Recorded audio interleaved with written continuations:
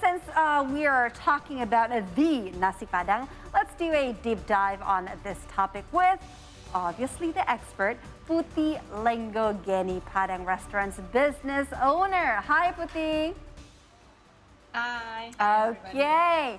Okay, so Puti, we are starving here just, by just looking talking about it. I know, looking about the Nasi Padang, because back there, the crews had already set up this Nasi Padang, menus and dishes. And I'm like, okay, tummy, we're rumbling already. Now, Puti, let's just jump into your first question here. Now, obviously, we heard that you, Puti, you own, okay, correct me if I'm wrong, 18 Padang restaurants, and also given the fact about Nasi Padang featured in such prestigious interview like Grammy Awards. Wow, now how do you feel about that? I think very proud, of course. I mean, in today's society, food from other countries are very famous in international market, and even in our own children in the local market. So hearing that Nasi Padang are mentioned in the Grammy by famous artists, very, very proud. I think it's about time that Nasi Padang also gain recognition and go international. Obviously. Yeah, Puti, as Rahma mentioned, that so it's true that you own 18 Padang restaurants. Is that true? Yes, that's true. Wow. So does this run in your family? Is this a family thing? Yes, it's actually a family business, and one of our business is we are actually the franchisee of Restoran Sederhana, and now we have 18 units. Wow. That sounds awesome already. The fact that you mentioned Nasi Padang there. Now, okay, let's look at it from the business point of view. What's the story? How did you get into being a franchisee? And is it really still a good business opportunity today, since there's tons of Nasi Padang in a big city like Jakarta?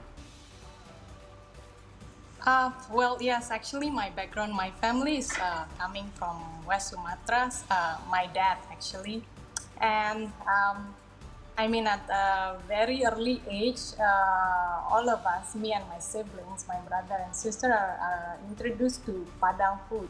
So I think for me, the taste is very unforgettable in a very nice way. I mean, every time I live abroad or traveling overseas, I think the thing that I always miss from the food is Padang food. So when I got home, the thing that first I immediately want to eat is Nasi Padang. Obviously. Beautiful. And now, Puti, correct me if I'm wrong. Okay, so I heard this philosophy about the Nasi Padang itself, right? So when we want to order this Nasi Padang and take it home, obviously we say dibungkus, right? It's wrapped. And if I'm not mistaken, so there's like, humongous, like, the rice is like so full, right? It's the amount of rice is so, really like that much, right? And you've got like the side dishes there, and you actually, so the restaurant will actually like wrap it, and the buyer will actually bring it at home. But my question is, the philosophy about wrapping the Nasi Padang is actually to eat together. So it's about togetherness. Is that true or not? I think yes. I mean, well, you can see from the portion of the rice from Nasi Padang wrapping. Then I mean, if you got home and then you just want to eat together with all the family, not just by yourself. It's I think that's the point of Nasi Padang. Right. Yes.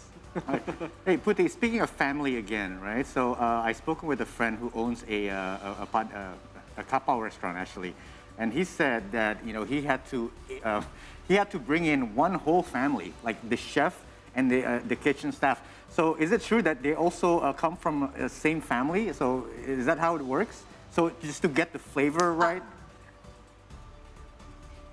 No, I mean, like I say, we are the franchisee, so the team who cook is actually we hire a person that can cook not from the same family. Okay. So it's professionally run, and you. Yes, it's professionally run. Does it come from the That's same right. kitchen, or does one outlet actually make their own? To get a consistency there are, in taste, yeah. Yeah, there are several outlets that have one kitchen, and then we have several outlets. But there are outlets that also standing alone that have his own kitchen. But our plan is actually to open several outlets with one kitchen, also to maintain the quality and the same taste of the food.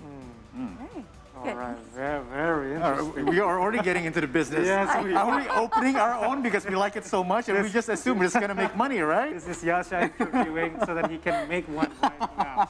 All right, Puti, tell us about the challenges that you faced during this pandemic. We've heard that your business is also hit hard during this pandemic because, of course, many come for a Nasi Padang for a dine-in. So how badly was it affected?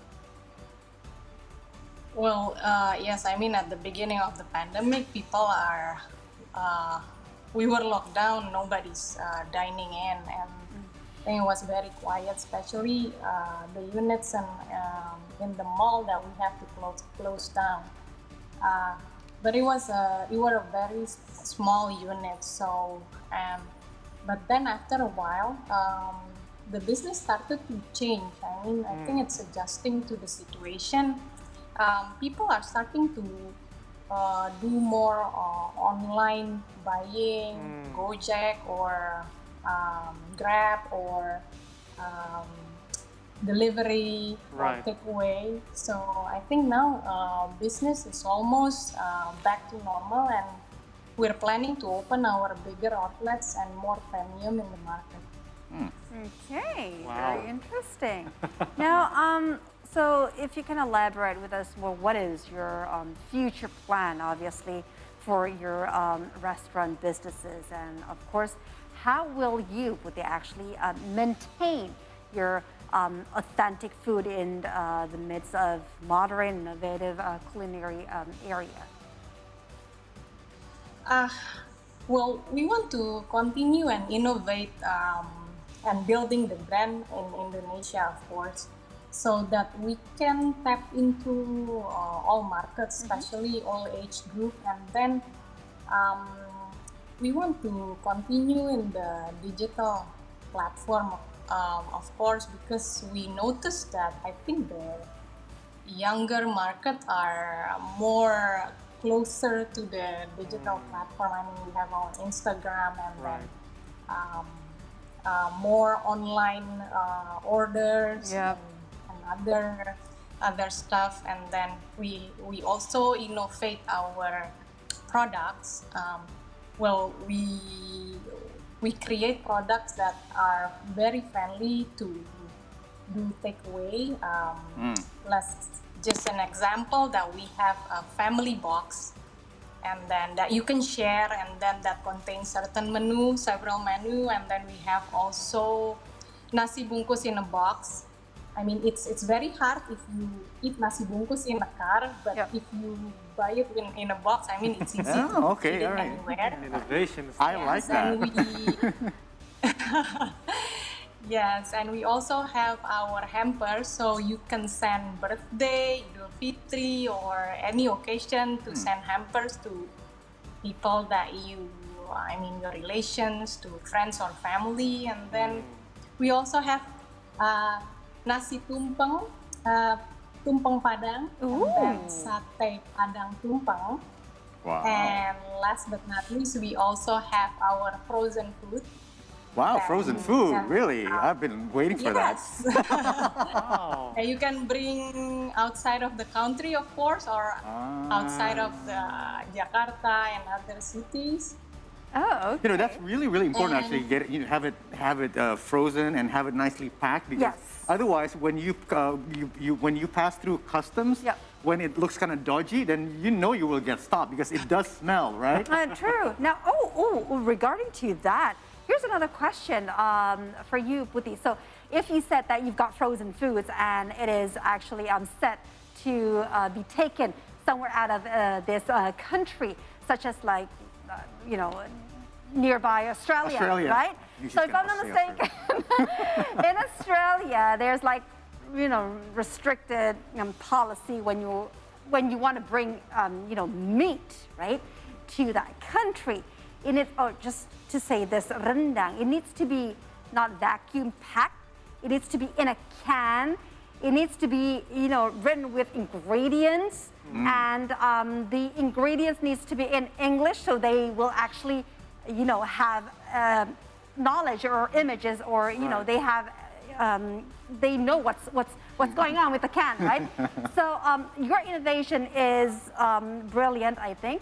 And obviously, do you set or do you pack the frozen foods in cans also? Because if you are packing in frozen foods within cans, I'm going to take one.